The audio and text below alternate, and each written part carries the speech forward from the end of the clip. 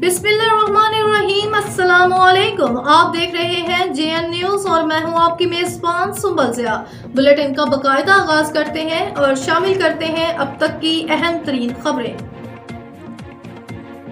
तहरीक इंसाफ का सुन्नी इत्तेहाद कौंसिल के साथ इंतखाबी इत्तेहाद का ऐलान। PTI ने सुन्नी इत्तेहाद कौंसिल के साथ इंतखाबी इत्तेहाद का ऐलान कर दिया। बैरिस्टर गौहर ने कहा कि हमारे उम्मीदवार कौमी पंजाब और खैबर पख्तूनख्वा असम्बली में सुन्नी इत्तेहाद कौंसिल से इत्तेहाद करेंगे।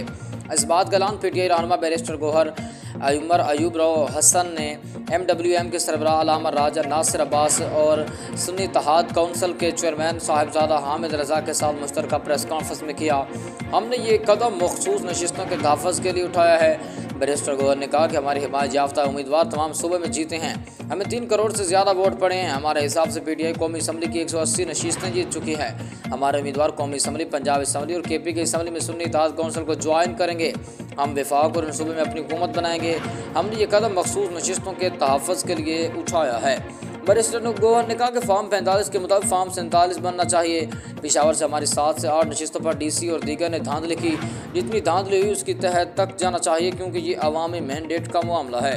उन्होंने कहा कि मौलाना फजलुर रहमान धांधली के खिलाफ जदोजहद में हमारे साथ हैं। जो पाकिस्तान तहरीक इंसाफ छोड़ेगा वो अकेला ही रहेगा। जिसने PTI छोड़ी है सिर्फ कैदी नंबर 8 उनकी वापसी का फैसला कर सकते हैं।